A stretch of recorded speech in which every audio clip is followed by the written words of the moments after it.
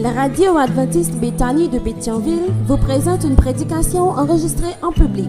Nous espérons que votre âme sera bénie par la parole du Saint-Esprit.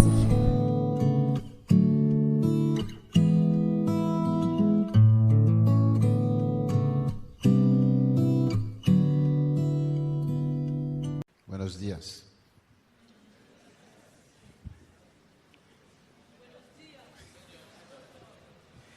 Que la paix et la grâce de Dieu vous soient données en abondance, frères et sœurs bien-aimés, chers amis visiteurs. Aujourd'hui, c'est un grand jour. C'est toujours un jour de fête. Et nous fêtons la terre. Nous fêtons. Nous fêtons la création. Mais nous célébrons également un jour spécial, un jour de certaines personnes qui sont très importantes à l'Église. Nous fêtons la journée du secrétariat avec Dieu. Nos secrétaires sont tellement importants pour nous que c'est Dieu lui-même qui les a institués, c'est Dieu qui les a choisis. Nous ne saurions choisir des secrétaires pour Dieu à l'Église.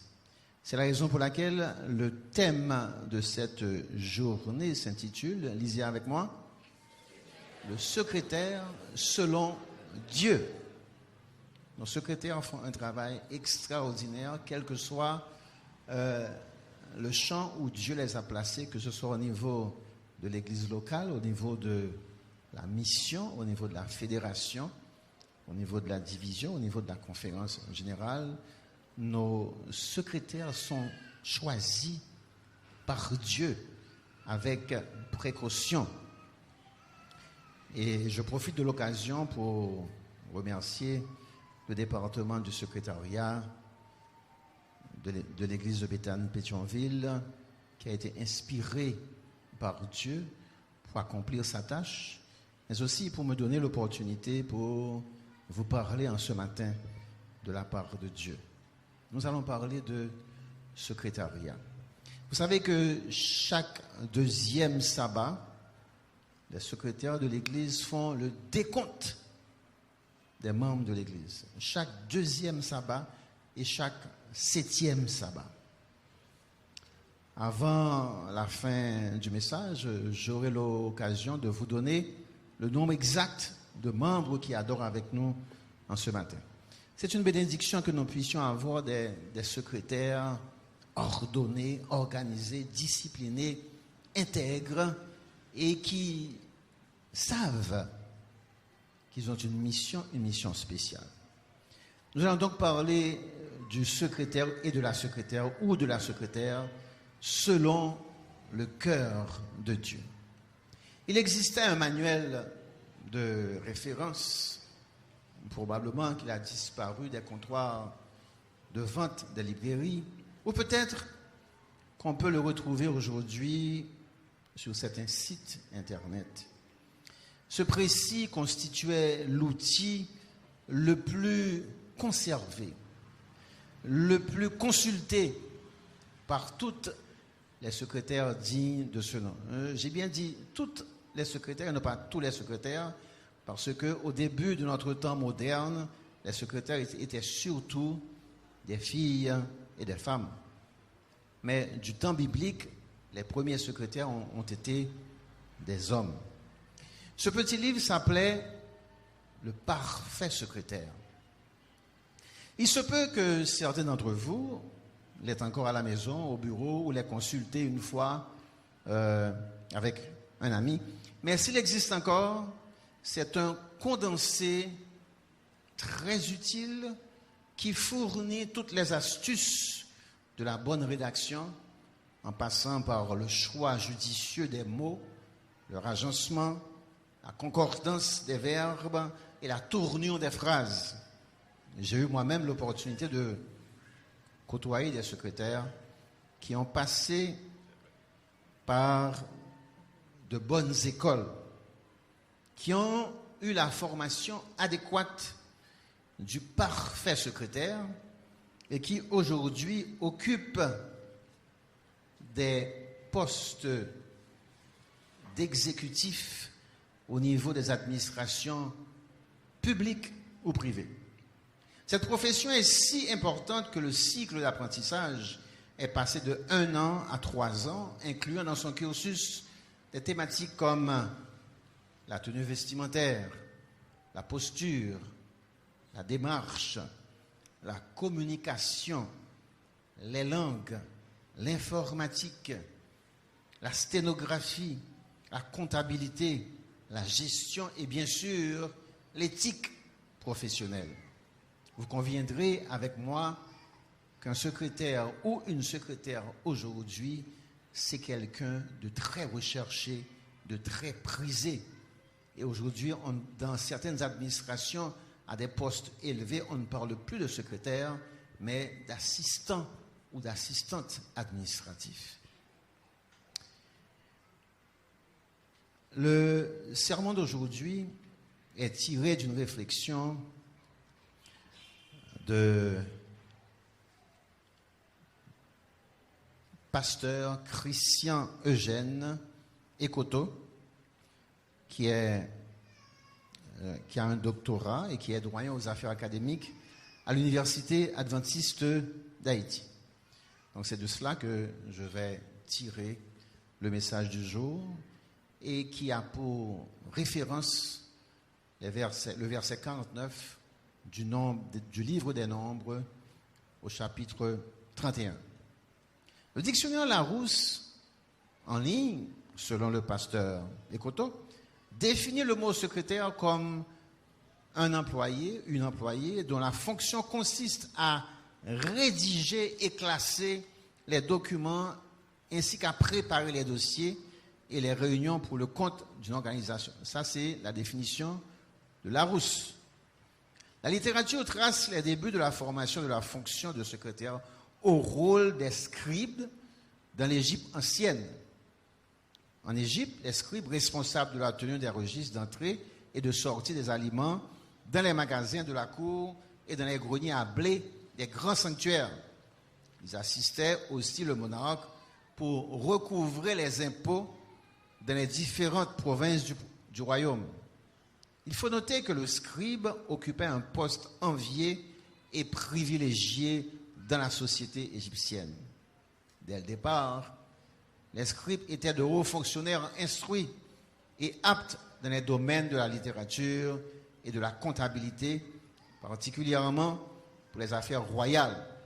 Donc nous voyons déjà d'où sont tirés les scribes qui vont devenir plus tard les secrétaires. Mais que dit la Bible sur la fonction de secrétaire? Quel est, selon Dieu, selon le cœur de Dieu, le secrétaire parfait? Prions. Éternel Seigneur, Dieu Tout-Puissant, tu nous as appelés, tu nous as choisis, et nous voici devant toi pour apprendre de toi, de ta parole. Que ton Esprit Saint intervienne en notre faveur, qu'il puisse me donner de m'effacer complètement afin que c'est toi qui parles. Nous t'en prions au nom de Jésus, notre divin Sauveur. Amen. Que dit la Bible de la fonction du secrétaire selon le cœur de Dieu? Vous allez être généreux envers moi parce que je dois tourner des pages. J'ai rédigé certaines parties du message et je dois alterner entre le message du pasteur Ekoto et ce que j'ai pu avoir comme réflexion moi-même. L'Éternel lui-même a jeté les fondements du secrétariat par sa méthodologie utilisée à la création alors qu'il amenait tout à l'existence. En relisant Genèse au chapitre 1er, vous conviendrez avec moi que dès le départ, il y a eu un ordre établi par la sagesse. Moïse, l'auteur inspiré du Pentateuque, et qui bibliquement serait officieusement, je dis bien officieusement, parce que plus tard nous allons voir que le premier secrétaire officiel de la Bible, c'était Esdras. Donc officieusement, je dirais, en ce qui a trait à la retranscription ou les premières transcriptions. Moïse donc débute ainsi l'histoire de notre monde. Au commencement, Dieu créa. Il créa quoi? Il créa les cieux et la terre. Beaucoup d'inspirations peuvent se dégager de ce seul verset. On pourrait même en faire un sujet de thèse de doctorat. Puis au verset 2, l'auteur fait un condensé, un résumé de l'origine de la terre.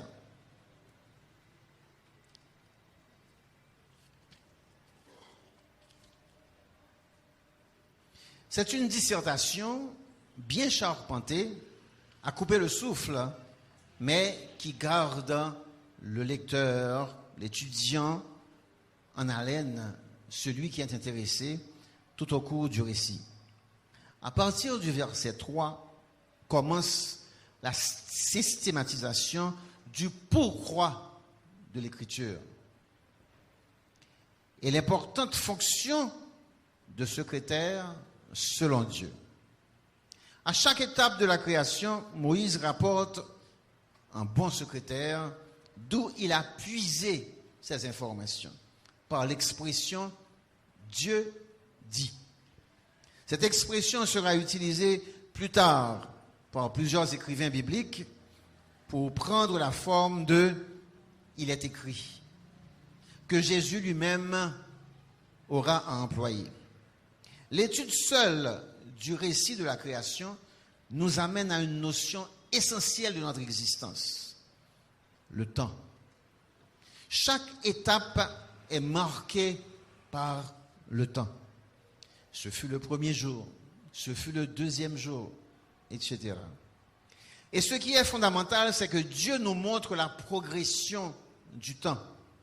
Il le définit et nous donne les moyens de le marquer, de le mesurer. Les versets 14 à 19 viennent préciser la marque du temps. Avec cette décantation du temps vient s'adjoindre la notion de nombre. Premier jour, deuxième jour, jusqu'au 7e jour. Tout ceci pour bien asseoir et préciser le cycle journalier des 24 heures et la semaine hebdomadaire des 7 jours.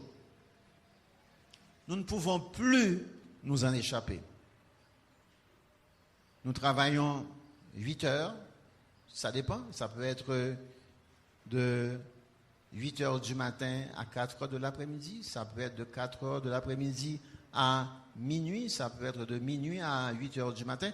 Donc, nous divisons les 24 heures, certaines fois en 3 ou en 2, mais nous nous référons toujours aux 24 heures.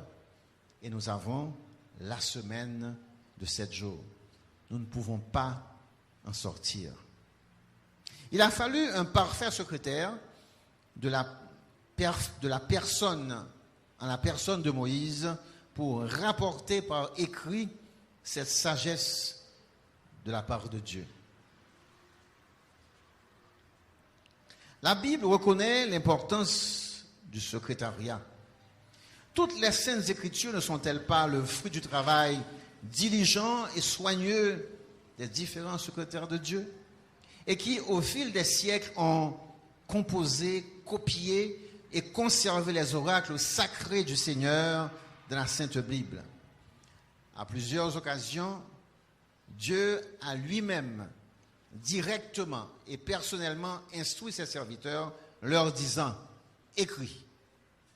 En parlant à Moïse, en parlant à Ézéchiel, en parlant à Daniel, en parlant à Jérémie, en parlant à Habacuc et à Jean, l'apôtre de Patmos.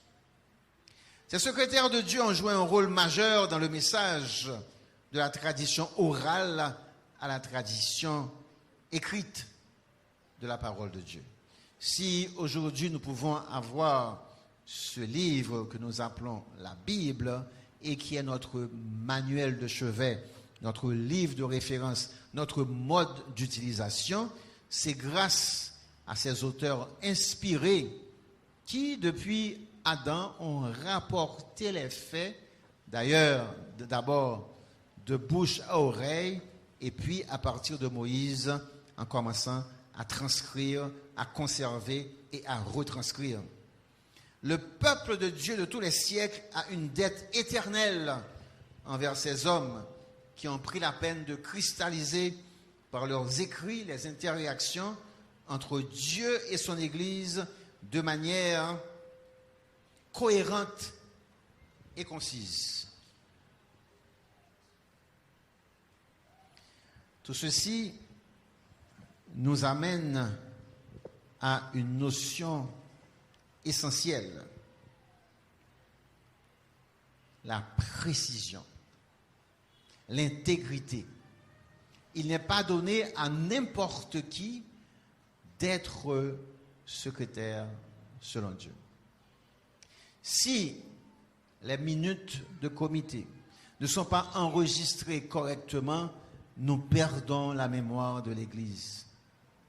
Si les minutes au corps pastoral ne sont pas enregistrées de manière fidèle et précise, nous perdons nos décisions, nous perdons la mémoire de l'Église, nous perdons le fonctionnement correct de l'Église.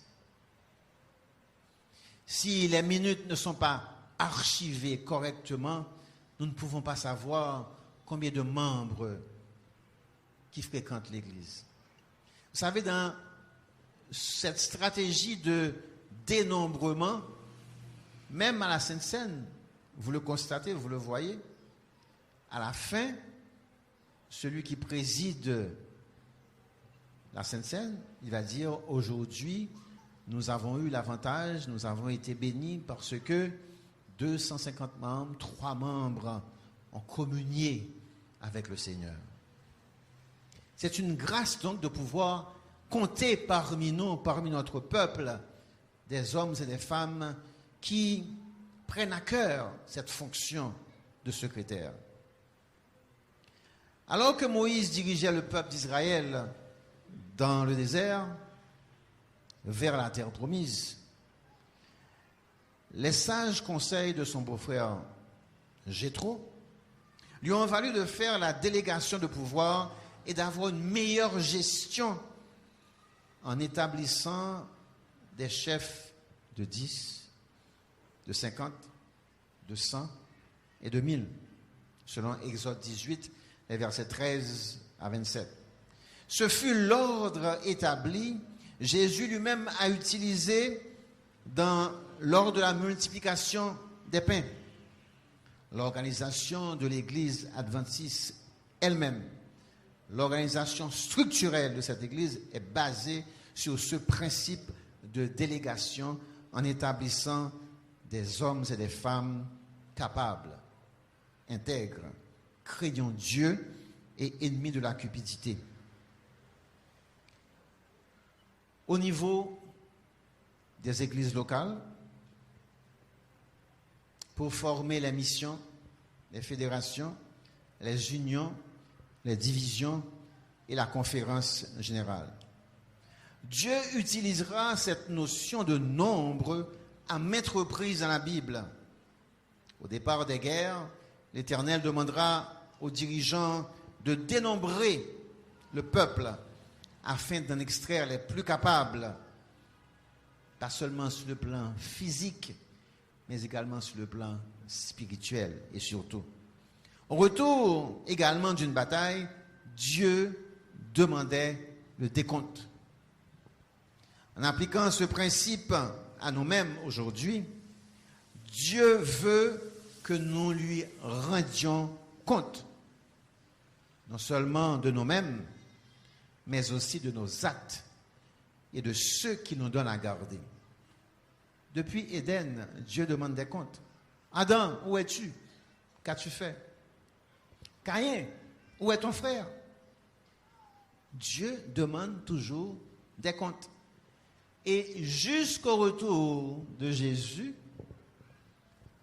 Dieu nous avise déjà qu'il demandera des comptes. C'est la raison pour laquelle, frères et sœurs bien-aimés, nous devons veiller sur nous-mêmes, mais nous devons également veiller sur cela que Dieu nous donne à garder, car l'Éternel nous demandera des comptes. L'importance du secrétariat dans la vision de Dieu est accentuée par l'établissement de toute une profession nommée scribe. Le fondateur de l'ordre des scribes fut Esdras, comme je vous le disais tantôt, qui est décrit comme un homme versé dans la loi de Moïse. Pour donc être secrétaire, il faut être versé dans la parole de Dieu. Il faut connaître Dieu. Parce que Dieu fera appel à nous en tant que secrétaire pour gérer ses comptes. Nous ne sommes pas propriétaires. Nous ne sommes que des gestionnaires. Et en tant que gestionnaires, nous devons faire preuve d'organisation, de discipline, d'ordre, de fidélité, d'honnêteté et d'intégrité. Dieu s'est appuyé sur des secrétaires ayant la même nature pécheresse que moi, que vous, pour la conservation et la communication de ces oracles pour l'humanité déchue. Comme pour tout service spirituel de tous les temps, le secrétariat inclut, Dieu appelle, Dieu qualifie, Dieu conduit, Dieu bénit, Dieu fortifie et Dieu fructifie. En d'autres termes, aucun humain ne saurait tirer aucune gloire dans aucune circonstance du privilège d'œuvrer pour Dieu. Être secrétaire selon Dieu ne saurait donc émaner d'un quelconque mérite et par conséquent ne saurait produire une quelconque gloire personnelle. Tout ce que nous faisons en tant que secrétaire, nous le faisons pour la bonne marche de l'Église de Dieu et pour sa gloire seule. Le secrétaire ou la secrétaire selon Dieu sert avec la pleine conscience qu'il ou qu'elle le fait uniquement par la grâce de Dieu et seulement pour la gloire de Dieu. Le secrétaire, la secrétaire comprend que tout est grâce pour la gloire de Dieu. Nous devons connaître certains éléments du secrétariat biblique. Notons que Paul, l'un des secrétaires de Dieu, le plus prolifique, avec Moïse bien sûr, nous révèle ceci. Toute écriture est inspirée de Dieu et utile pour enseigner, pour convaincre, pour corriger, pour instruire dans la justice, afin que l'homme de Dieu soit accompli et propre à toute bonne œuvre, selon 2 Timothée, 2 Timothée 3, les versets 16 et 17. Plusieurs éléments essentiels de la fonction de secrétaire de Dieu se dégagent de ces versets. 4 éléments essentiels à retenir. Premièrement, la fonction de secrétaire de Dieu est liée à l'inspiration. Elle a donc sa source en Dieu. Deuxièmement, la fonction de secrétaire de Dieu est utile dans la justice.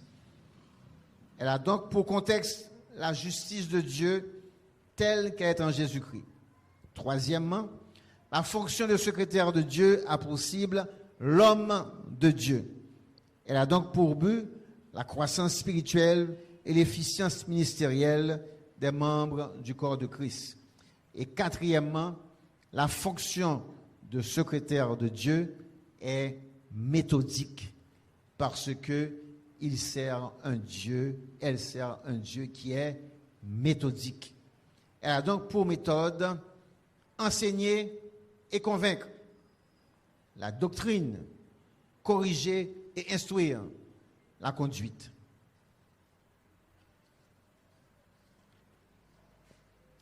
Dans la gestion de notre temps, le temps dans la présence de Dieu est le pilier qui soutiendra tout l'édifice. Nous devons passer du temps en présence de Dieu. Les temps d'aujourd'hui nous poussent même à vouloir passer du temps en présence de Dieu. Parce que vous n'avez jamais connu des temps si difficiles. Moi, je n'ai jamais connu de toute ma vie des temps si difficiles, si chaotiques. Mais des temps encore plus à venir sont à venir, des temps encore plus difficiles sont à venir. C'est la raison pour laquelle nous devons passer du temps en présence de Dieu, parce que nous avons besoin de nous rafraîchir. Or, ce que nous observons aujourd'hui ne peut pas nous rafraîchir.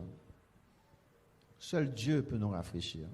Nous devons retrouver nos forces, nos capacités en Dieu, parce qu'il est la source de toute vie. C'est le temps maintenant où le Maître vous appelle. Il nous appelle.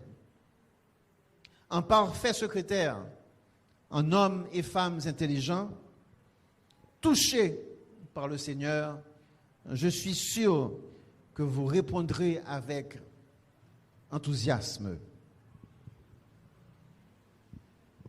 Le Seigneur vous appelle. Vous répondez quoi?